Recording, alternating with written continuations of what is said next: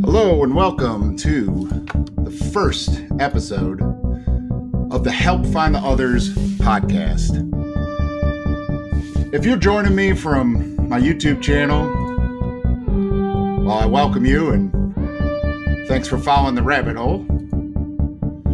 But if you're not, and you're new to this whole thing, I want to start off the podcast with a quote from Timothy Leary. And it's kind of where I got the name for my YouTube channel and now the podcast and wherever this goes of Help Find the Others.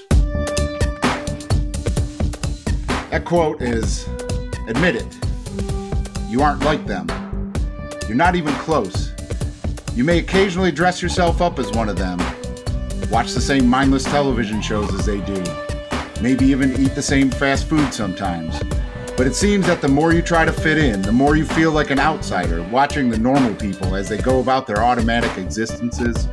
For every time you say club passwords like, have a nice day, and weather's awful today, you yearn inside to say forbidden things like, tell me something that makes you cry, or what do you think deja vu is for? Face it.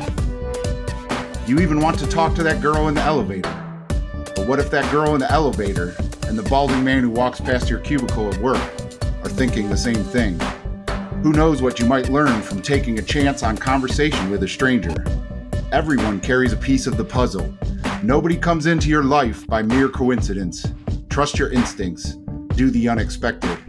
Find the others. So that quote just rings true in so many ways. There's so many people that I've met and made friends with in my life and made connections with that have led me down the next path in my life. And not that has all been because of psychedelic drugs and counterculture, but a lot of the paths that I've gone down in my life have been because of connections I've made because of that. And so I wanted to create a YouTube channel. It started, and now it's a podcast, to not only connect the paths in my life, but to connect other people's paths. And I've been contacted from the things I've talked about from people who are definitely the others. And I feel that there's some sort of tribe that is expanding. And I'm hoping that anyone listening to this now, has felt that same way. So I want to introduce my co-host. His name's Stan, and he reached out to me to do the podcast and said that he would know how to do all the recording and stuff, and I'm not really good with all the technical stuff. So Stan, how you doing, man? Are you on there? Yep, doing good, man. Good to be a part of this. Yeah. So it's, a lot of people have reached out and told me stories and stuff like that. And, I'm hoping that we can, have a podcast where Stan and I talk about stuff, but then we also would hope to have guests at some point. I just want to start off, I guess my last video I did on YouTube, I was talking about Kratom or Kratom, however you pronounce it. And I'm relatively inexperienced with it. I've been taking it for about a year, and there's a lot of information out there. And I kind of just made a video giving my experience with it. But I haven't tried a lot of different strains and varieties and stuff like that. And Stan, we talked earlier, and he's much more experienced with it. So why don't you give a little background on why you started taking Kratom, and then also explain what you were telling me earlier about the different strains and colors and stuff. Yeah, definitely. So, well, the reason why I started taking it was honestly just because I do enjoy opiates, and I wanted something that I knew wasn't, going to be detrimental to my own health. So I decided to, I think it was from word of mouth, I've heard of multiple people trying this. I actually never heard of what you were saying, people used to smoke it, but I did hear about people ordering it, receiving it, having similar effects to strong painkillers and things like that. And although it started with kind of, a negative mindset towards it because I'm not very pro opiate, it ended off with being more of a microdosing supplement for myself. And I treat it definitely more as a supplement compared to a drug. And, it's helped treat my anxiety, helped treat my, minor depression or whatever else that has been an obstacle in my life. It's definitely come and helped, take some of the edge off of life and help me progress each and every day, Yeah, absolutely. Yeah, it's funny because I started taking it strictly for the pain relief because I didn't want to take opiates. I've taken opiates for after tooth extractions or whatever stuff like that, and I don't like the way they make me feel, and then I'm just really really because I have an addictive personality anyway to go down that road. I had a friend that actually died from opiates and stuff like that, and it's always the last thing I want to take. But then I think what I've really enjoyed from it is what you said, the other aspects of it, not the pain relief, has been really what's intrigued me more with it. The energy and the positive mood and the clarity and stuff like that. Yeah, and I'm always a proponent for anything that is natural, So as soon as I find out it's a plant, it's a plant substance, I'm all of a sudden for it. So I dove right into it, and so far so good. I really don't have any complaints about it. I haven't had any withdrawal symptoms whenever I stopped taking it, and yeah, I really it seems to be a miracle drug for most people that take it responsibly, and I can't wait to see where it goes as long as it stays in the legal realm. Yeah. I mean, it's and that's that's the shame about it is and we talked about this earlier, and I talked about it in my video, but it's I consider it's just part of the war on plants. That it's along with cannabis, which yes, in some states it's legal, but I mean it's still a federal war on a plant. And Kratom's the same way, to where it interferes with the pharmaceutical profits over their pain medicines and their the benzos and anti-anxiety, anti-depression stuff. When there's a plant that you could grow yourself if you lived in the right climate or just get it easily, they need to make that illegal, and they make it through propaganda. They make it seem like, oh, we're protecting you from a dangerous substance. But that's such a double standard, because there's so many dangerous plants out there that they don't care about. And now I've read a little bit, and maybe more, because they always throw, I live in Ohio, and they the one reason that I'm starting off talking about Kratom, and my last video was about it, is because they're making it illegal here. They point to two things that I think are just nonsense. One is they said that 7 out of 10 users shoot it up. And so have you ever heard of anyone doing that? No, actually, no way. That's not, It's not possible. It's actually not water soluble. So for example, if you take just the powder and do the toss and wash method of ingesting it, the dry powder will not mix well with the water. So there's nothing to inject unless you extract it, which I haven't heard any stories of that at all. Yeah. I mean, it's, because what you buy is ground up leaf, plant material. Mm-hmm. I don't care what plant that is. If you inject that in your veins, you're going to have a bad time. If not, kill yourself from doing that. It's just not, I can't think of any plant material that people inject into their veins. No. And it's a shame that they put that out, and it's pure propaganda that they put that out in these articles in order to get people to go along with making it illegal. That, any drug is demonized if you say you're shooting it into your veins. And so if they say that, because I think it was the Ohio State Police said that, they found from arresting people that 7 out of 10 users injected intravenously. I don't even know.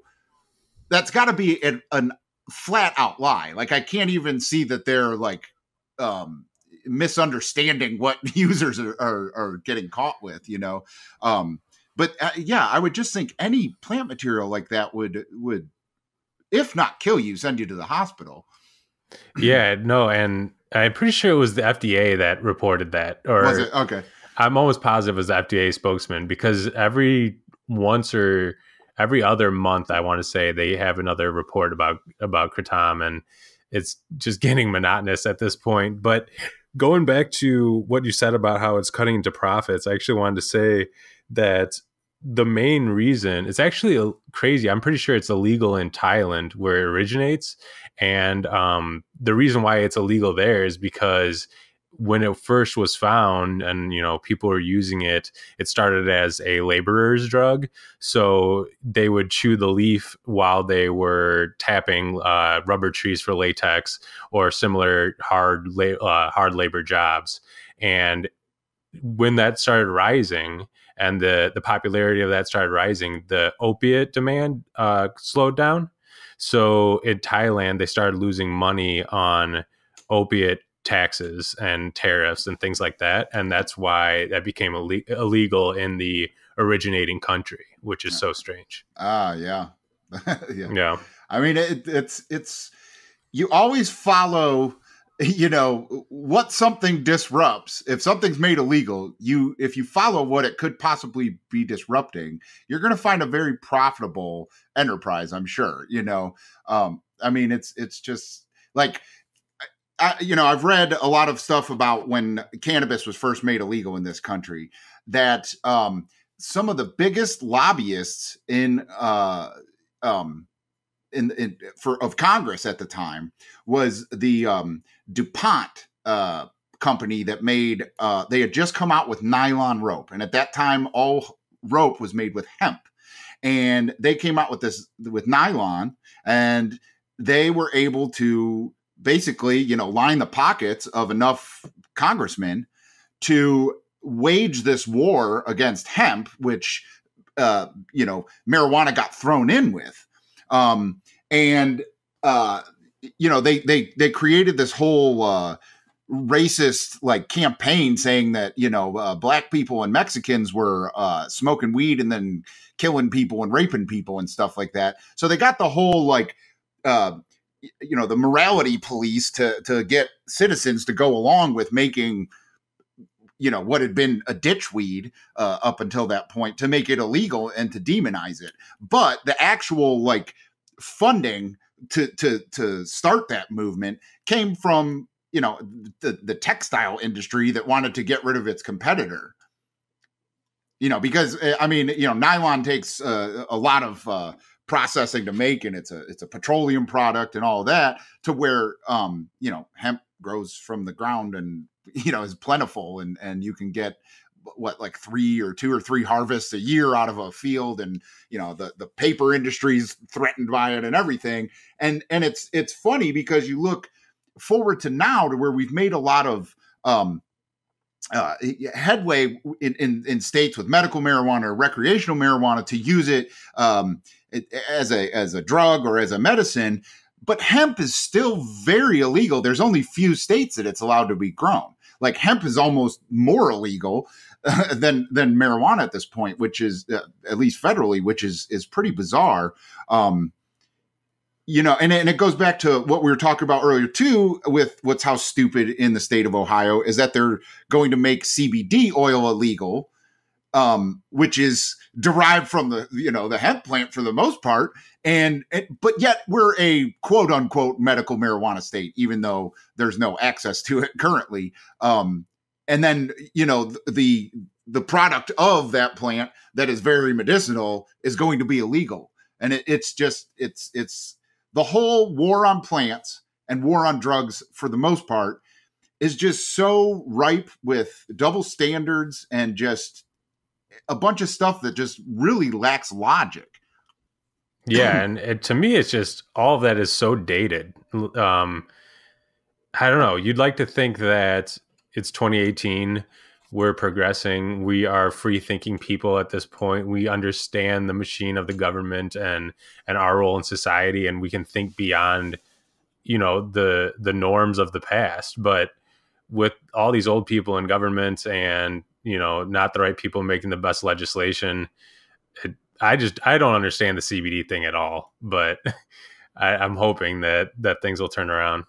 Well, I really think, I mean, it comes down to the competition for, pain relief and pain management.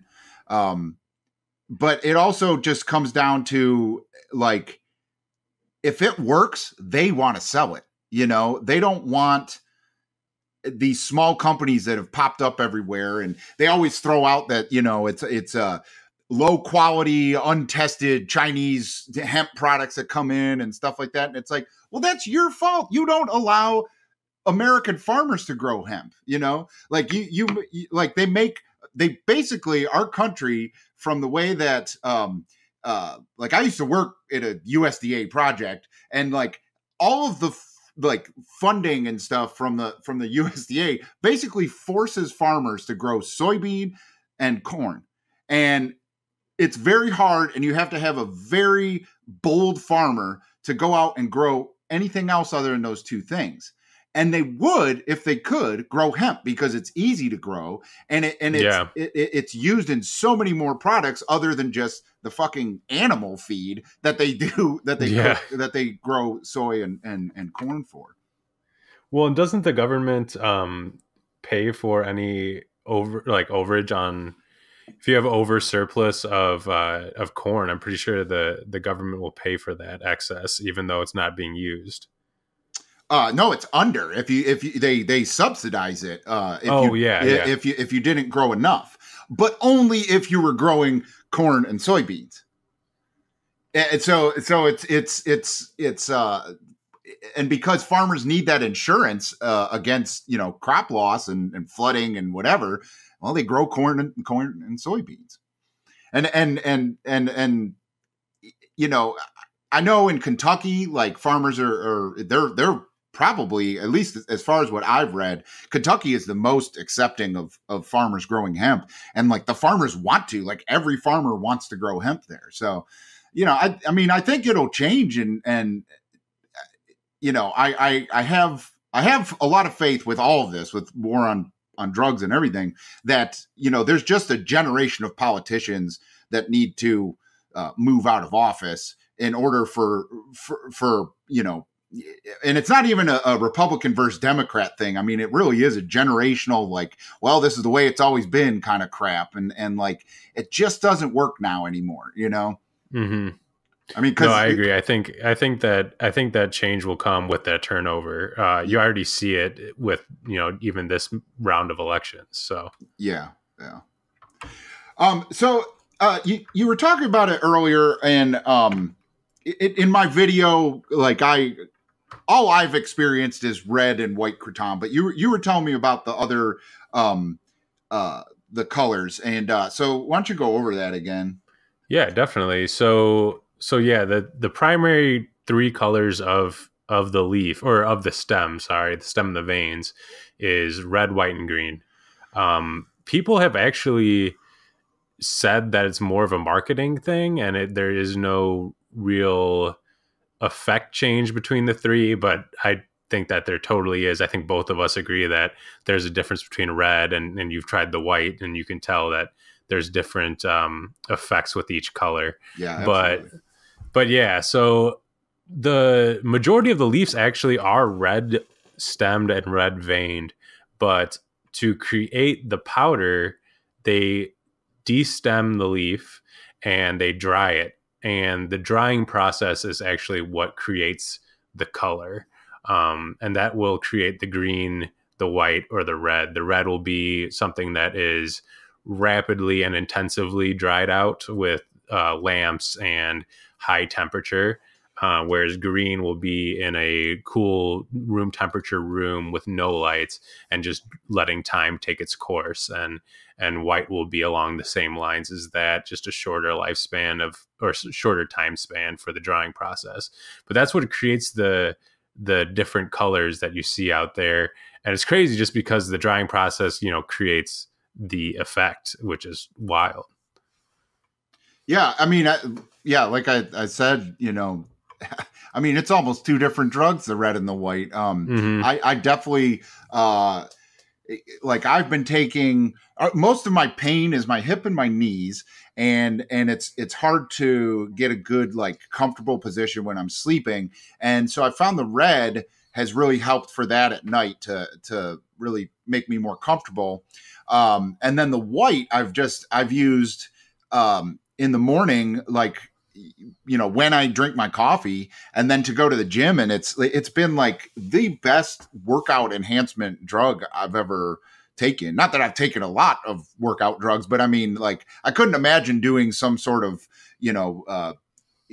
meth type stimulant to work out. Like, I would feel like my heart was racing or something like that. And the white makes me feel very stimulated and very positive and very confident and gives me more stamina. But I don't feel an increased heart rate or any change in my blood pressure or anything like that.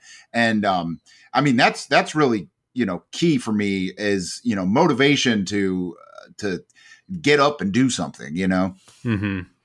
Yeah. And it's crazy because it goes back to what I said about it just being a working man drug. It allows you to, put the annoying no mindset towards whatever you're doing behind and just lets you get that clear focus.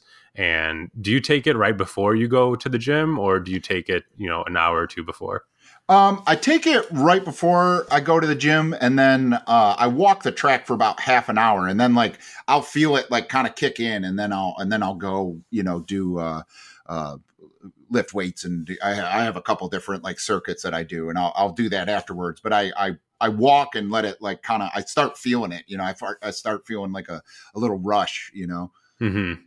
Yeah, and it's just I love the feeling's great, and the fact that I don't know. I just never found something that makes you feel like that and gives you that clear energy and clear focus that's beyond like a pharmaceutical medicine. And most pharmaceutical medicines will, whether it be Adderall or, something similar to that, it doesn't leave you feeling good the night of when you can't sleep or the next day. Whereas this is just it's a different thing. It's awesome. Yeah. And now you said your favorite is the green color, and I've ordered that, and I'm looking forward to trying that. And you were saying, and what I've read too, that it's kind of in between the red and white. Have you done the yellow or gold? Yeah, so I've tried. Let me think. I think I've tried yellow Bentuagi, I want to say, and it was good. It's I think like the Bentuagis, if the person I bought it or the store that I bought it from had the proper information, they said that it's a red blend that's dried even longer than a red. So supposedly the effects last shorter or something like that. So I did experience that. It was like a 2-hour type effect compared to when I just take green. It could be a 6-hour effect, but I have tried brown, and they also have a chocolate, and that's the darkest that they dry the reds. And for me, that has been the most euphoric and the most pain relief. And I've only taken that a handful of times, but it's been phenomenal each time. Huh. Yeah, I'll probably try that at some time too. I'm looking forward to the green. Now, the green that I got, it says it's a blend of different strains. What's your favorite strain of green? So I think it's green. It's either green Malay or green Mangda. I buy it from an online vendor from California, and just gets shipped right to my house. And then I press the capsules, and then it's right there for me. Yeah. That's what I do too. And for anyone listening that's looking to get into it, I definitely recommend getting the powder and making your own capsules. It's a way cheaper way to go, because if you buy the capsules already made, you're going to be paying for the labor that went into doing that. Mm-hmm. And they upcharge a lot for that. Yeah. For that stuff. And that was the first one that I got was already made in the pills. And then once I realized the powder was cheaper, I was like, oh, well, yeah, that's a no brainer. Yeah. And the incredible thing, just like a side note of Kratom, something that's incredible about it, compared to opiates, where it's kind of, this fact right here kind of makes it obvious why, the government's fighting against it, is that there's only very small testing done on Kratom, and most of it's done in Asia, where it's from, like Southeast Asia area. And one of the tests that they ran was they gave lab mice an injection of morphine, and then lab mice an injection of kratom extract. So maybe they were talking about the mice when they were talking about who injects the drug, but the difference between the two was that they measured the brain activity, and in the mouse that did the kratom extract, there's an area in the brain called the nucleus accumbens, and that's a reward system part of the brain. So it's like dopamine, serotonin, and it didn't affect that area at all, which means it doesn't mean anything. It just suggests that it doesn't have the same addictive properties as traditional opiates, and which is an amazing thing because we all know how addictive they are. And then beyond that, it also in the testing came up that it didn't it didn't suppress the respiratory system as much as traditional opiates do as well. So it took away two extremely negative parts of, the drugs that are out there that everybody are taking, that we have the huge epidemic about. Yeah. Yeah. And, there's obviously a lot of different, alkaloids and different constituents that make up Kratom. I know like the pain relief part is the mitragynine, I think it's pronounced. And, that's the thing is like, it's kind of a new thing for Western chemical analysis. And I would say that the pharmaceutical company maybe is interested in just the mitragynine because of being, if they can make an analog of it and patent that and make a pharmaceutical drug that is less dangerous than opiates, they're probably interested in that. But I would have to think that, it's probably, to make a segue from just Kratom into other plant medicines, like the whole plant and the synergy that comes with all the components of it is key. I feel like that, if you just extracted the mitragynine, it's going to be a different experience than taking the whole leaf ground up. And, I kind of feel that way. Like I always, I've said this in a couple of videos, and I always say this, that there's plant medicines and there's plant healers and plant teachers with plant medicines. And I feel that Kratom is definitely a plant healer. I feel that cannabis is kind of walks the line between a plant teacher and a healer.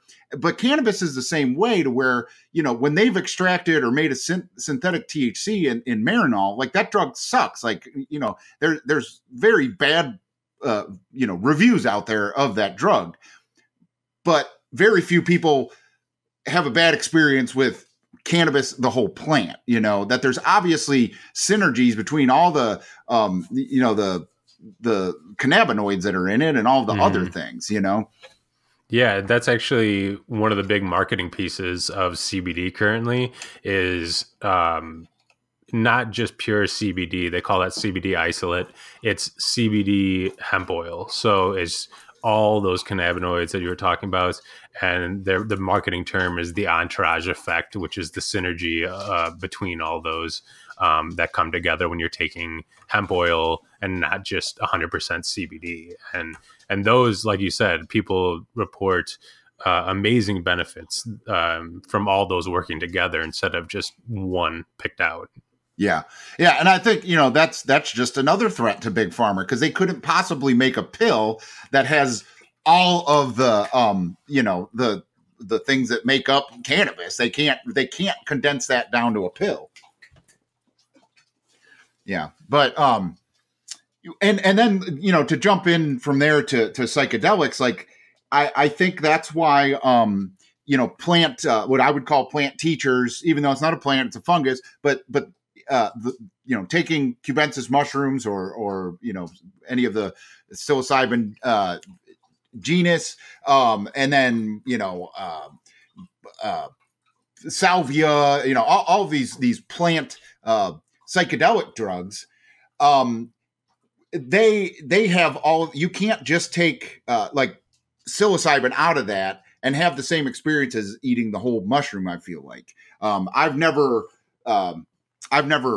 done just extracted psilocybin, but it's kind of weird because they do the research with extracted psilocybin. When they do research, or they've done research in the past with mescaline, they do it with just mescaline. But there's other alkaloids in the cactus and in the fungus that have to add to the experience and add to the mystical nature of it, or even the whole health benefits. I feel like.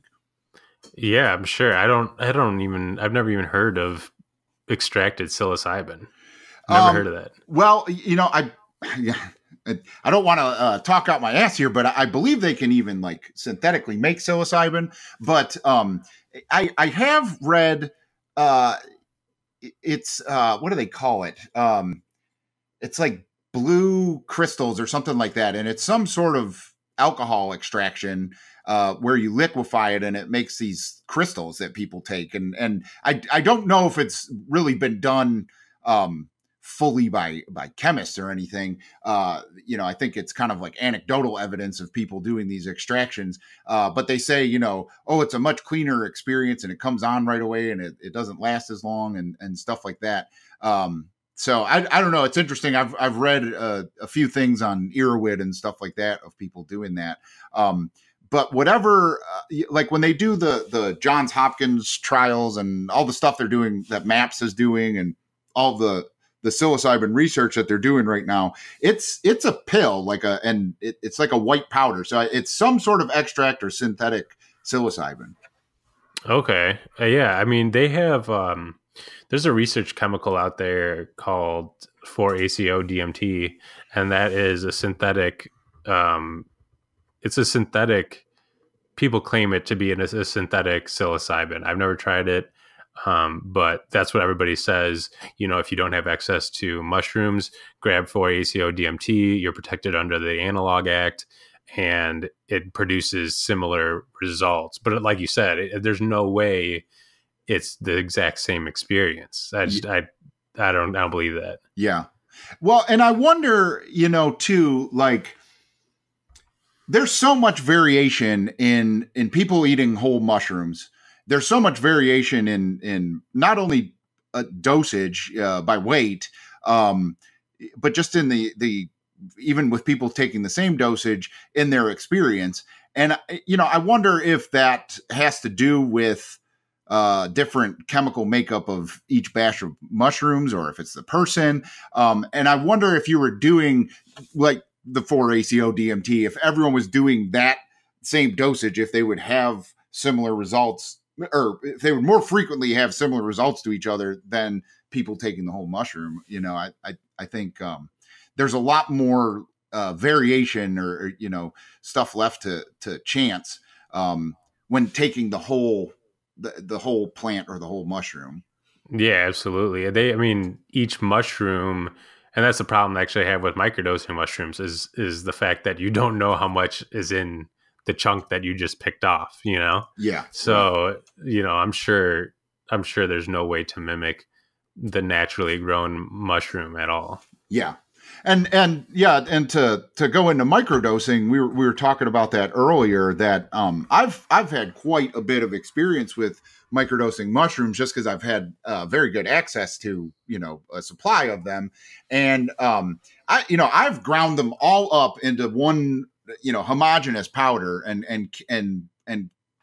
put them in capsules all weighing the same amount and taken the same amount of capsules every day and had almost every day different experiences that I dosed, you know, like some days would be like, wow, that's too much. And I would be like stoned for like 3 hours, you know, and really not a beneficial microdose. It was just kind of like, you know, like I just sat around and watched TV almost, to where other times I'd be like really jazzed up and almost similar to what I feel from the white Kratom, you know, that like want to go out and go for a jog or something like that, you know? And so it wasn't a very consistent thing.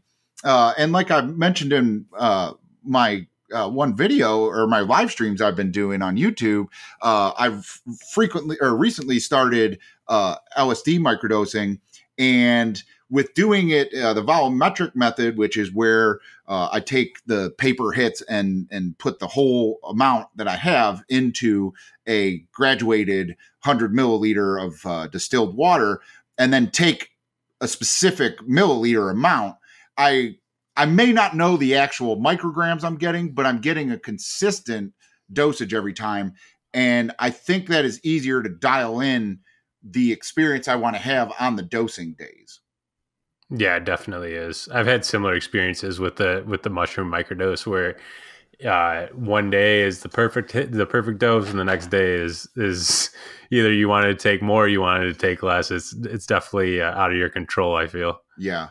And, you know, I think mushrooms are just like that too. I think that's something I see with, you know, I mean, LSD isn't totally synthetic, but it is man-made. It doesn't exist in nature. You know, it's derived from ergot fungus, so it has a you know, a natural precursor, but it's a molecule that, you know, there's a lot of different theories about why and how it came into existence and stuff like that. And even Dr.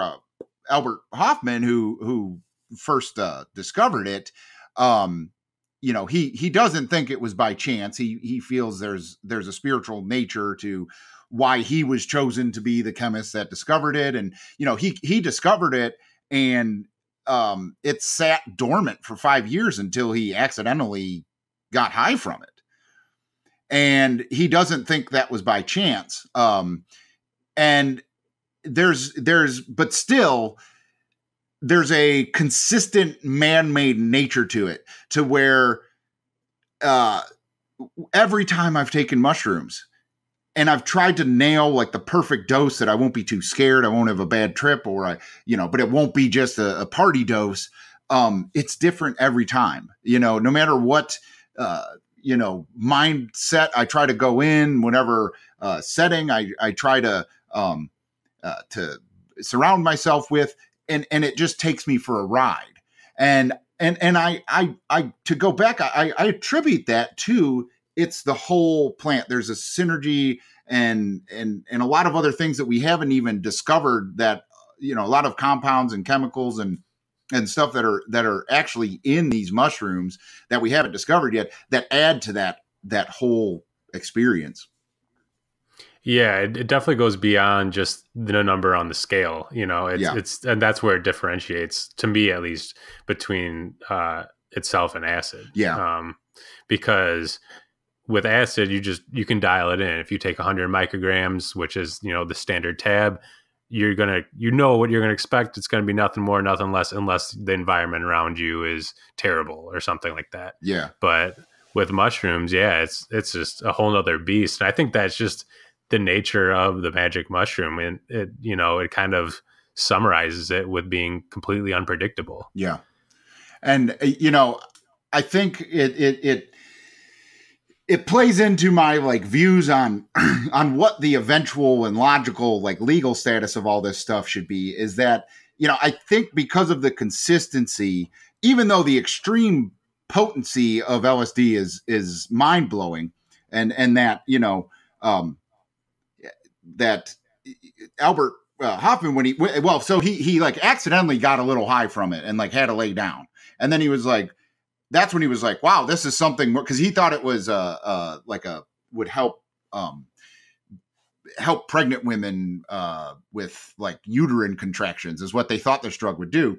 and he was very careful to not get it on his skin, and he still got high from it. And he was like, wow, this has to be a really potent thing. So he intentionally took 250 micrograms on bicycle day on 4/19, 43, I can't remember what year it was. It's not in front of me, but I know it was April 19th because people still celebrate that day.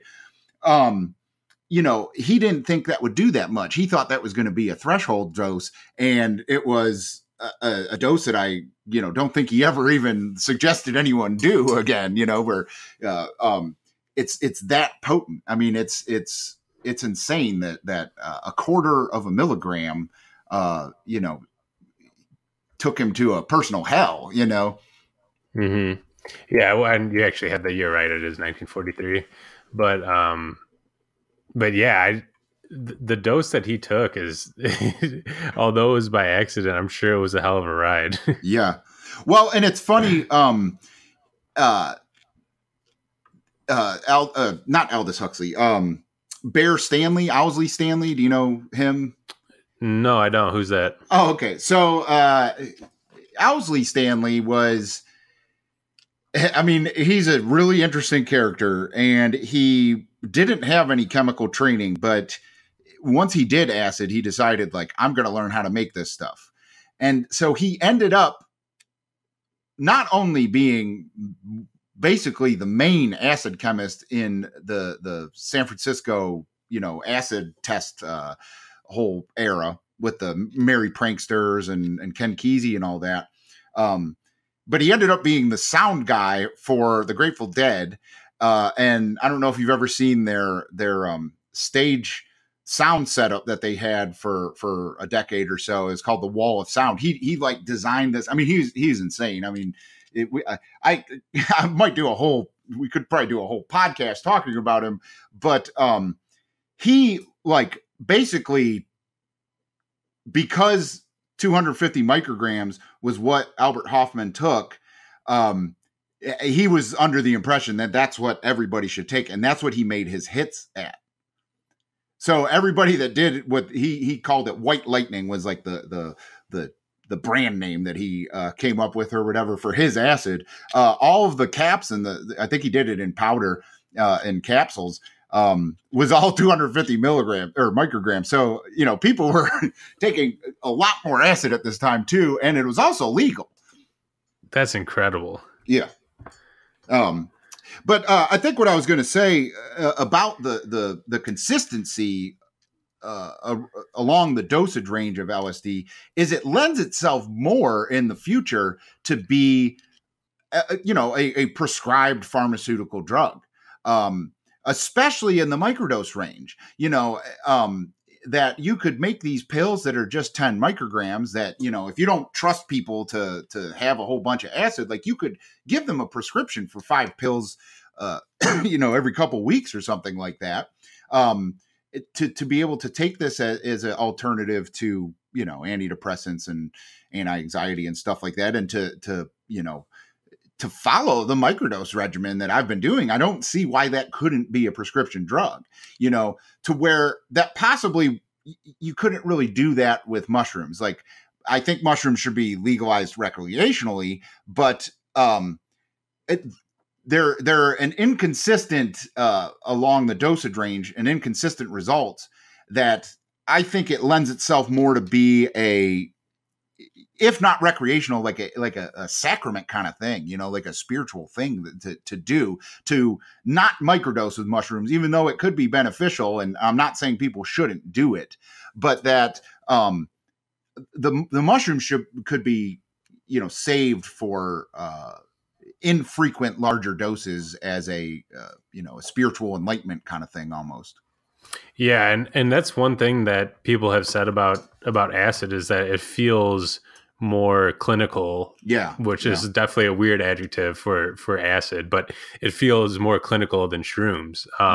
But I definitely agree where shrooms in the future, if they are legally in a therapeutic setting, it's almost has to be treated as something that you prepare for, like if you do spiritual tourism in South America, for example. Yeah. They send you, if you're going for an ayahuasca retreat, they send you the regimen of how to prepare, the diet, avoid caffeine. And I feel like that's the only way to really implement shrooms in a therapeutic setting. Yeah. And almost bring like a shaman in type setting, right, to get the most out of it, instead of a social worker, or like, somebody that's a traditional therapist currently. Yeah. I mean, there's definitely, with mushrooms, there's something more, going back to your roots, more, primal, with it almost. Like I've had a lot of high dose experiences where I've been basically reduced down to, a caveman understanding of my surroundings, Yeah. No, it definitely takes you back to the roots. Yeah. And like you were saying about the spiritual tourism with like going down for ayahuasca ceremonies and stuff like that. I think there's room to create a neo like Western shamanism, to where we can kind of, if we were allowed to incorporate mushrooms into our spiritual growth in this country, that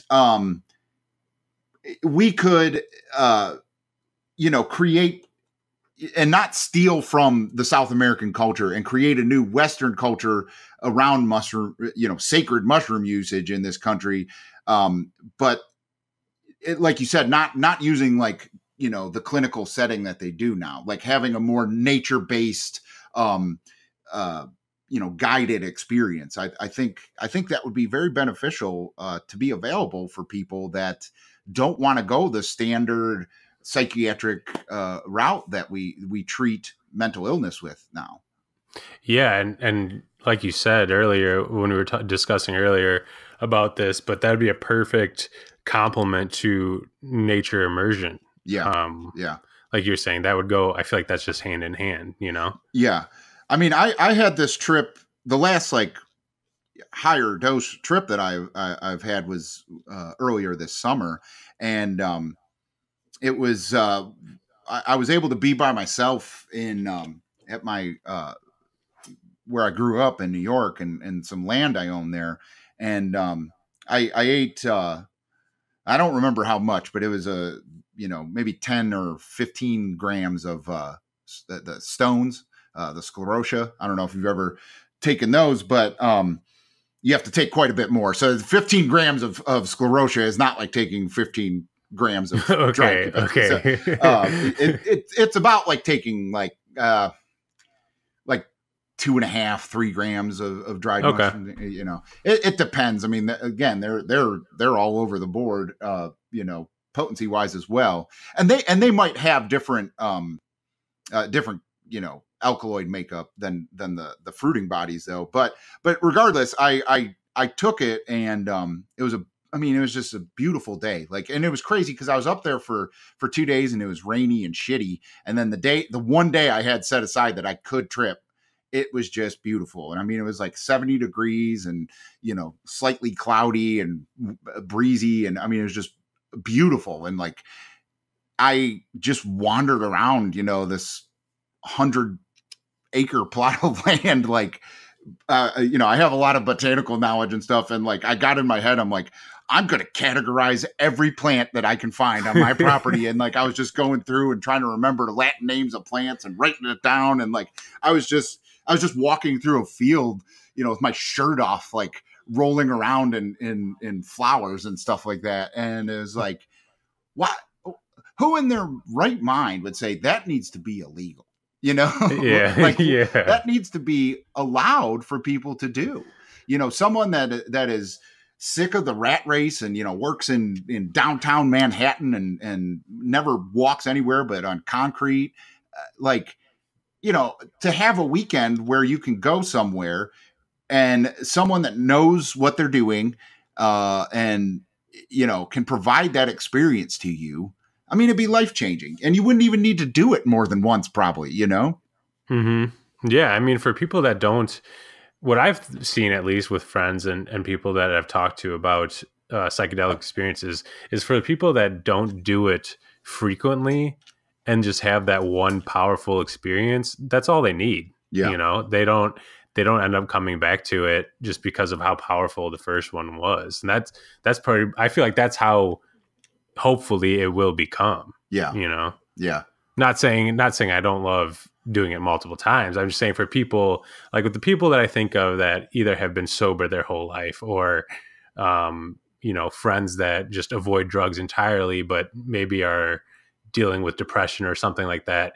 That's how I'd like to see it for them, where it's not, all right, you have to keep doing this over and over again. It's just, dude, it's just one time in your life and it's going to be a great time and it'll change your entire outlook for the rest of your longevity while you're here, which is just incredible. Yeah. There's a Terrence McKenna talk that I've listened to several times that he's talking about dosages, and he says one thing that I very strongly agree with and one that I don't, and so the thing I agree with that he says is someone asks him, like, you know, how do you take psychedelic drugs, and he says, well, I take them infrequently and in large doses. And so I agree with that. I like we were just talking, you know, that you don't need to do it all the time. It's kind of like the Alan Watts saying, when you've got the message, hang up the phone. You know, I think a proper psychedelic experience and mystical experience, if it's heavy enough to really get some enlightenment from it, going back in quickly isn't going to get anything more out of it. You're going to get more out of it the more you sit back and think about it and integrate it into your normal life, you know? And so that leads to being an infrequent usage. But the thing he says after that, that I don't agree with, is he says that people mess around with pissant dosages and that they miss the point. And I don't agree with that. And I get into that argument, unfortunately, in the worst place to do it, on YouTube comments. But there's this, you know, almost like cultish nature that pops up of these people that can handle these high dosages that then turn around and shit on everyone else that either hasn't done higher dosages or for whatever reason doesn't think they can. And I think that fragments the counterculture too much, you know, that if you can do a lot, that's great. And I want to hear that story. But, you know, everyone gets hung up on the term heroic, you know, and I say, and I've said this in a couple of my videos, that any dosage is heroic because the heroic part of it is your intent. And if you're taking a dosage of any psychedelic drug and you're a little scared of it, well, that's heroic to take that, because that could be a gram. If you're a 50-year-old, you know, person who, you know, has lived their whole life and is like, there's something more to this, and all you can get a hold of or all you feel like you can handle is 1 gram of mushrooms. Well, taking that 1 gram of mushrooms is a heroic act, you know? Yeah, definitely. I agree with that. I agree with that completely. I mean, I do think at those larger doses, you're more susceptible to being hit with like a God complex in the, you know, short time after. Eventually you start figuring things out. But even in my own personal case, I've had only 1 heroic dose experience, total darkness, the whole Terrence McKenna thing. And I definitely, for probably a month or 2 after, whenever I would talk to people close to me that also were into psychedelics, it definitely was a sense of judgment. I wouldn't, you know, I would do my best to not verbalize it. But like I said, I think it does put a little bit of a God complex into you, where you're like, oh, you know, nobody else is stepping up to the plate, you know? Yeah. But, you know, some people can have a similar experience, 5 grams or an eighth or, you know, 3 grams. It doesn't, like you said, it really is all about the intent, because the scary part to somebody that doesn't take it frequently is just taking it. It's a foreign substance, you know? And that's the thing is I believe that psychedelics and all the plant teachers, they can really help society, you know, as a whole, heal just the negative, you know, sickness that seems to, you know, just be part of the human condition. But the thing is, not everyone is going to be able to take 30 grams of mushrooms. I love watching people like Kalindi IE and guys like that to talk about that. And I understand that once you've gone to that level, you can't go back. And so I understand having that point of view of like, I can't, you know, if someone was saying I can't do 5 grams anymore, I get it. I just don't like that. Like, it's a whole new level you don't even understand. 5 grams isn't even worth it. It's like, well, it's not worth it for you, but it's worth it for other people. And it's too much for other people. 5 grams is way too much. I would never recommend that as a first dose, you know? Yeah. But yeah. And I mean, it just goes against the positive perception of the possibility of these drugs is that it turns you into a better human, you know? So why would you go out spewing negative, you know, BS? Right. Like, yeah. It's like, you took 30 grams and you're so enlightened that you turned into a YouTube comment troll. Like, that doesn't make any sense to me, you know? But yeah, like you said about the, like, not being able to relate to people and having a God complex. Like, that's what's funny about my story with that my first video I did with talking about the 5 grams in darkness, is that it was a mind fuck, you know? I mean, it was insane. Like, I had, you know, an eternity worth of experience and revelation in an hour and a half. And then I was like, not even done, you know, coming up at that point, you know, like just by the time I could figure out what numbers were again, I was like, holy shit, that was an hour and a half. And then it was like back into it again, you know, it was nuts. Well, I really didn't sleep at all that night. And the next day I got on a goddamn cruise, you know, like, which I can't relate with cruise people sober, and let alone, you know, after having this mind-blowing experience. So I was just, it made the cruise so much weirder, you know, that like, oh, I'm sure. And I was just analyzing everybody and like, you know, just so upset at like the gluttony and stuff on it, you know, and it was like, it was so weird. I felt like an alien on this cruise, and it, you know, it ended up being an interesting experience, but, I wouldn't recommend, if anyone was going to do a heroic dose, make sure you don't have to go on a cruise in the morning, you know? But, yeah, it's, and to go back to the whole, like, find the others, I've gotten such a wide range of people that have contacted me. And I consider them all to be the others. Like, just because, you know, like a lot of people have messaged me and been like, I've talked to entities to either on DMT or mushrooms, which I've never done that, but I don't discredit that, that experience, mainly because I just haven't had it. And so there's been a whole camp of people that have contacted me that are like, oh, when you mean the others, you mean people that have talked to the entities. And I'm like, well, yeah, them, but I'm also talking to the soccer moms that are contacting me like, hey, do you think microdosing would be okay to do even if I'm a stay-at-home mom, you know, and stuff like that. And it's like, we're all the others. The others are the people that are waking up from the humdrum, like, you know, kind of zombie nature of humanity and trying to find each other, to learn from each other and to grow and to help everyone else. And it's funny because that term, help find the others, resonates with just such a wide swath of people that, like, I kind of find like, I did, like a mission statement when I started my channel, and my view of like what my goal is with all of this and who I'm trying to connect with, it changes almost every week depending on who contacts me. And it's almost like I need to like do an update every week of what my mission statement is.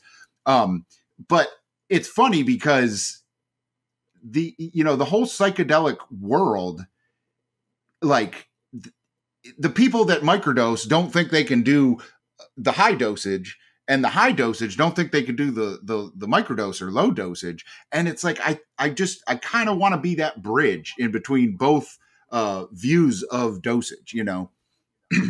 Yeah. Yeah. And I really do think it's just, you should try it all. Right. We have for all we know, we have this one time here, Right. and Yeah. might as well experiment with while we can. Yeah. I mean, it's a beautiful thing. So why not give it a go? Even if you are the troll that, you know, you're trolling on the internet trying to say that you're better than everybody because you took more psychedelics, how about trying the biker dosing and see if you have a similarly powerful experience, just not as sedating. Right. You know, it could be just as powerful, but it could just be, oh, you're seeing something in your day-to-day life in an entirely different light. Yeah. And it's like, you know, I think, you know, with every drug, there's things that categorize usage as abuse, you know, that if you smoke weed every day, like that would be cannabis abuse. With psychedelics, you know, I don't think the frequency you do it, like, you know, obviously you're doing it frequently if you're microdosing, but I wouldn't call that abuse. I think abuse with psychedelics comes into play with not the dosage and frequency, but the intent. If your intent is to totally disregard normal reality, I think you're verging on psychedelic abuse, because I think the key with psychedelics is to enhance our reality, because like you said, we don't know. This could be all there is. And that's what I like about the microdoses. It doesn't get in the way of normal reality and your day-to-day existence, but it enhances it. It lets you sparkle, you know, and some people can get that with taking infrequent large dosages. But when people are taking these large dosages frequently because they like dealing with the entities more than their neighbor, it's like that's where I think you start to get into what you could classify as psychedelic abuse, you know?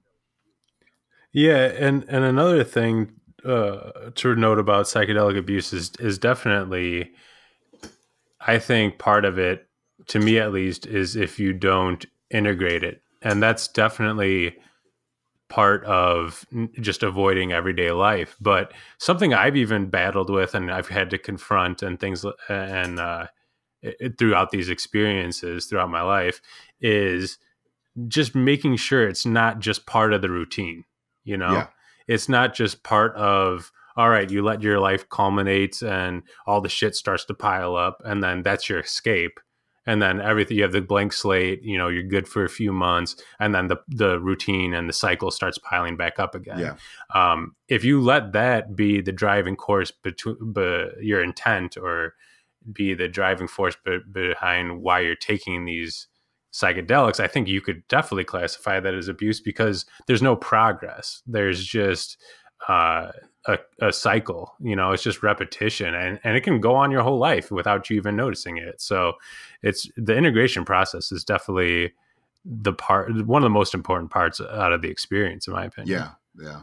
And that's how you can avoid, you know, abusing psychedelics, I think. Yeah. And I think that's what leads people to be the dosage trolls is they haven't integrated, you know, like, yeah, you've seen all these amazing things, but you missed the point. You didn't, you know, you didn't incorporate that into the message that I think everyone should get from psychedelics of like, we don't know anything, so we should just try to spread positivity and love, because that's all we do know, is that positivity makes people feel good, and that's what you should add to the world, you know? Mm-hmm.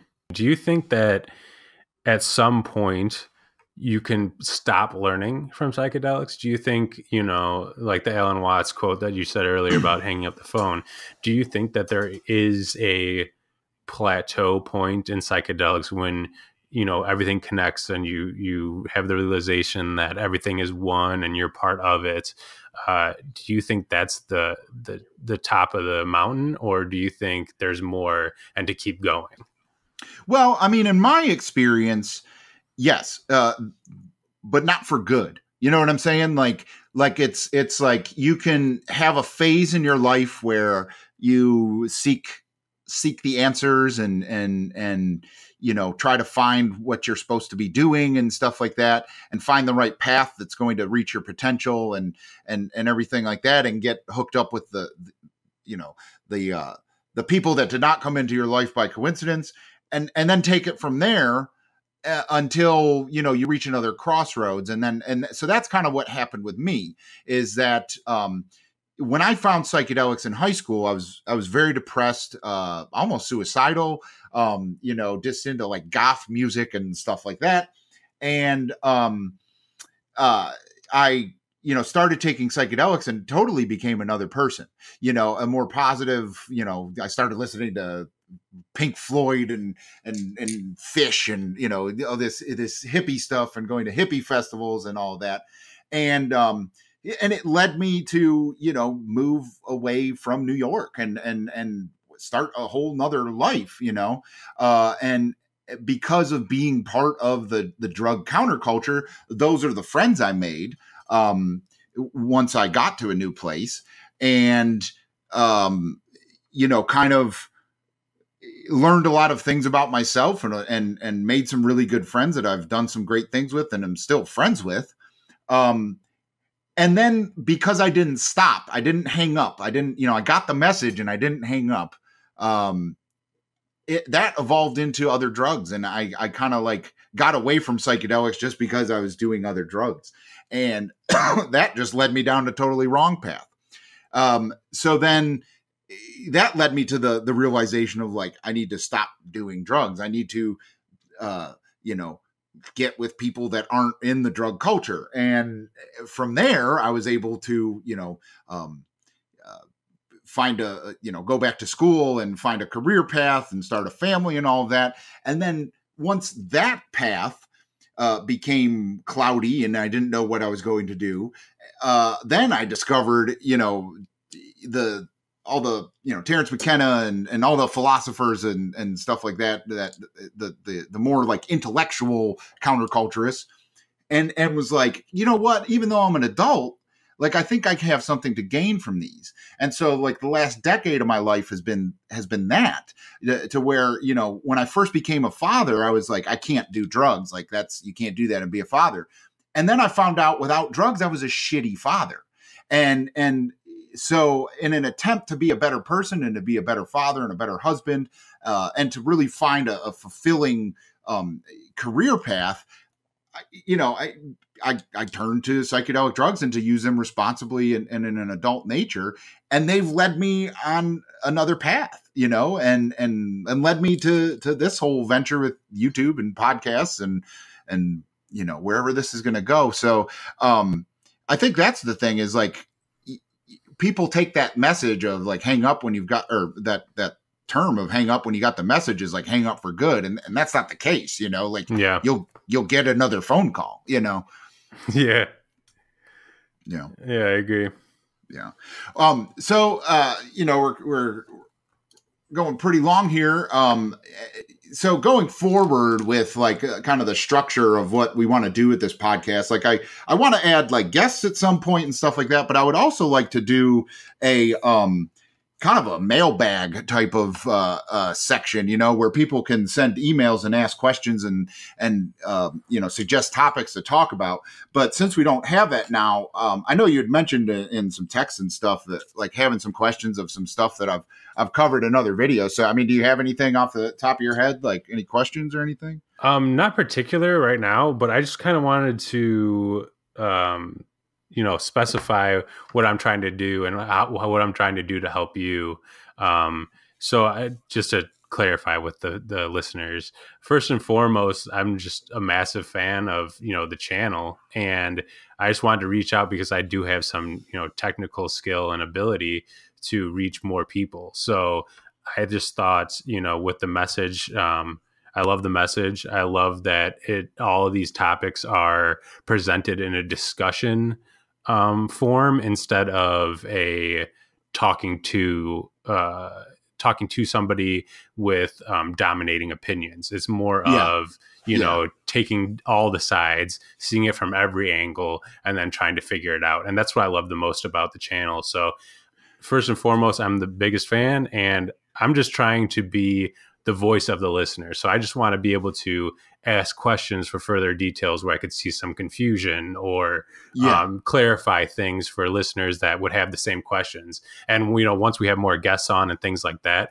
I'll just be that third role in the background, fueling questions and things like that. But for podcasts, it's just you and I love the discussion as well. And I'll actually, to answer kind of your plan for a mailbag and things like that, I'll be able to create a Google line, and we'll have a phone number, and we could even do people calling in, play their calls on the show, and then respond. And we could also have an email and all that as well.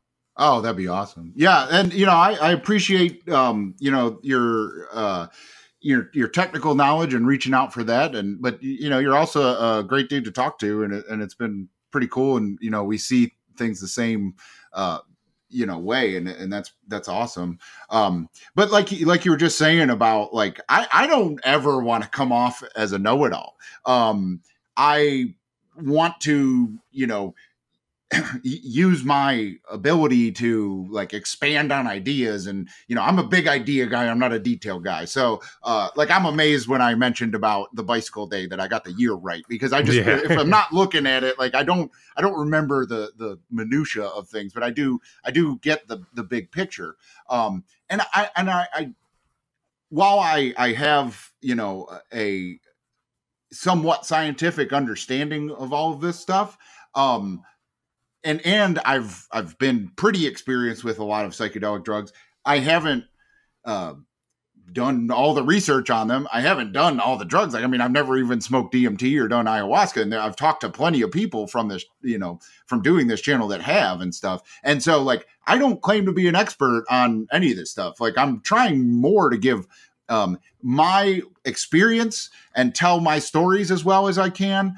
And then also expand on, like, how I feel that these substances, whether I've done them or not, how they fit in with society, because I don't look at psychedelics as just a solitary experience. I feel that it's a communal thing, and that plays into the whole help find the others. It's not help me find enlightenment. It's let's help each other connect, build the web out.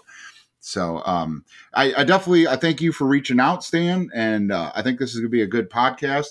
And for anyone else listening, if you would like to be a guest, or have a story you would like me to tell, or a question or a topic you'd like us to talk about, email at helpfindtheothers@protonmail.